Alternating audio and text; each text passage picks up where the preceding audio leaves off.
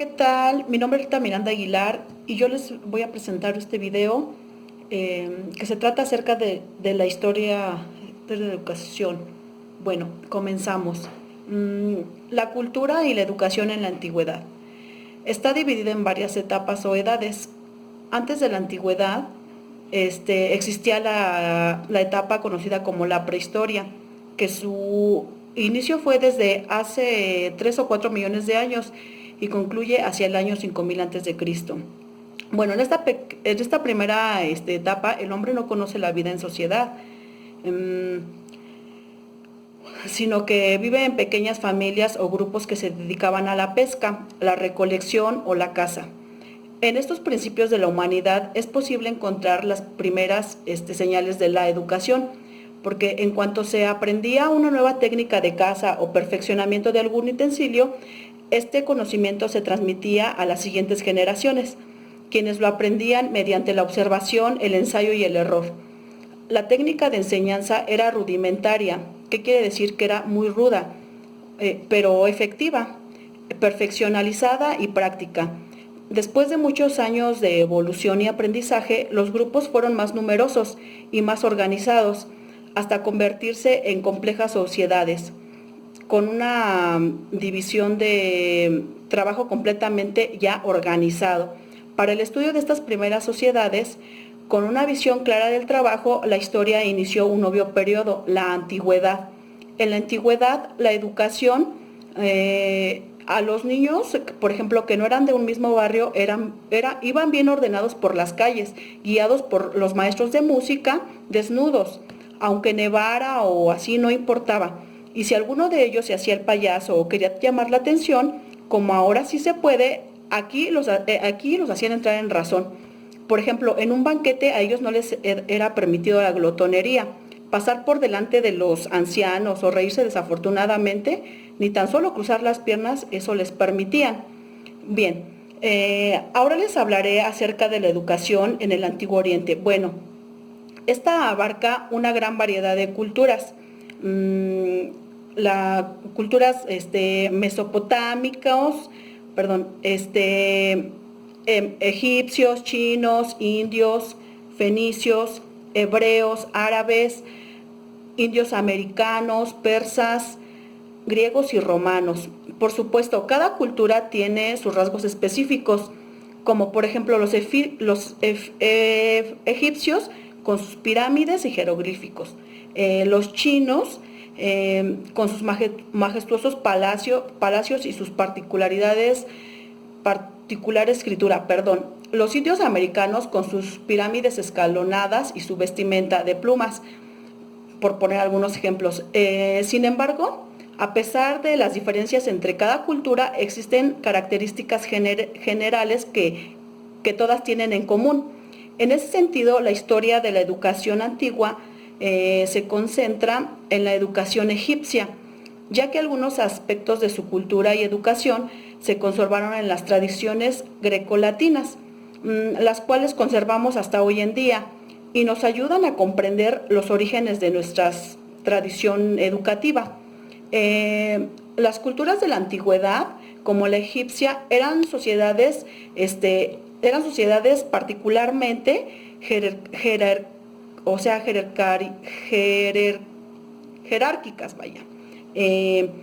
No es necesario que se reservara, y esto nada más se reservaba a las élites. En la cima de la pirámide social se encontraba el faraón y sus hombres de palacio, como los nobles, los sacerdotes. Solo estos hombres recibían el beneficio de la educación, que abarcaba una serie de normas, conductas y aspectos cívicos: la oratoria, la escritura, la educación física. Por supuesto, también debieron existir áreas especificadas como la astronomía, aunque estas también estaban reservadas para las élites. En cuanto al resto de los egipcios, solo sabemos que su educación se limitaba en el seno familiar, una enseñanza que se transmitía de padre a hijo, de generación en generación. Bien, Pues ahora les hablaré acerca de la educación homérica. Esta se basa en el decir y el hacer, que eran funciones básicas que debía aprender todo gobernante. El decir se refiere al arte de la política y el hacer se refiere al arte militar. La educación en las clases gobernantes variaban según el arte que enseñaban. Platón decía que Homero había sido el educador de toda Grecia. Entonces, la educación del ciudadano griego abarcó la gimnasia, la música, la gramática y el dibujo. Aquí las mujeres y los esclavos no tenían derecho siquiera a la educación. Nuevamente, la educación era para los privilegiados, ya que el Estado decía que no se tenía por qué preocupar por la educación de las mujeres y esclavos, ya que ellos no serían para la política. Bueno, por otra parte, los sofistas y Sócrates. Ok, les voy a hablar acerca de ellos. Ellos eran una especie de maestros ambulantes, ya que lo hacían a cambio de dinero. Ellos partían de una crítica hacia valores tradicionalistas como el bien, la justicia, la verdad, la belleza, la ley, etc. Los sofistas se preocupaban más por la formación del individuo. Bueno, por otra parte, Platón decía que la mejor educación era la antigua, porque se concentraba en la música, la gimnasia, aritmética, la geometría, la astronomía y la filosofía. Él decía que el hombre aprende desde la infancia, aprende de sus padres y de sus parientes. Los oficios que ejercen en su vida, por ejemplo, que si el padre era campesino, el hijo por ende debería de ser campesino. Bueno, por otra parte, Aristóteles, él aceptaba las 4 disciplinas de la educación griega, que eran la gramática, la gimnasia, la música y el dibujo. La enseñanza se limitaba solamente a los hombres, nuevamente excluía a las mujeres y a los esclavos. Bien, también les quiero comentar algo acerca de la educación helenístico-romana. Bueno, en esta comprende esta comprende, perdón,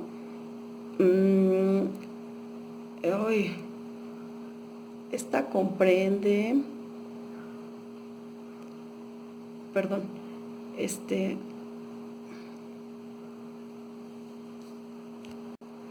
ok, entonces esta comprende el aprendizaje de la lectura y de la escritura y un mínimo de aritmética.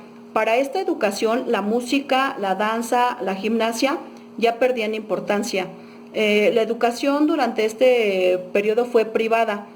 Una de sus características es que aparecen los libros de texto y además que se incluye la enseñanza bíblica evangélica. Bueno, la educación en la Edad Media hace una transición. En esta etapa la educación se concentraba más en la religión, se leía la Biblia y se recopilaban fragmentos del Apocalipsis. Las escuelas estaban organizadas por el obispo. Comenzaron a traer más y más estudiantes, hasta que ellos se rebelaron y estos comenzaron allá a desvincular la enseñanza con la iglesia. Bien, aquí también cabe mencionar el feudalismo y la educación caballeresca. Bueno, esta surgió por condiciones sociales. Buscaba adaptar y condicionar hombres que se distinguieran por condiciones guerreras, siendo la base de la educación física y los valores. Caballeresca se desarrolla la instrucción militar. Aquí los valores morales constituían más bien las máximas virtudes. Todo caballero debía comportarse correctamente, de acuerdo con las virtudes cristianas: amor, valentía, disciplina, dignidad. Durante este periodo ya se tomaba en cuenta a la mujer, aquí sí ya se tomaba en cuenta a la mujer, y a la mujer ella se educaba en los monasterios. Las universidades y las escuelas comunales no dependían de la iglesia. Aquí más bien incorporaban otras disciplinas como la medicina, la jurisprudencia, la escritura de cartas y documentos ya oficiales. La entrada a las universidades aquí era restringida. Bueno, pues también les quiero comentar algo acerca de la escolástica, perdón. Este tipo de educación intentó recuperar los textos clásicos como vía a la educación espiritual. Los textos sagrados y la formación religiosa, esta etapa también reflejó un cambio notable en la sociedad, gracias al crecimiento del comercio con el resto del mundo. Bueno, aquí también cabe mencionar que existió el dialecto y el antidialecto, que el dialecto se refiere, que definía que la fe debe de ser,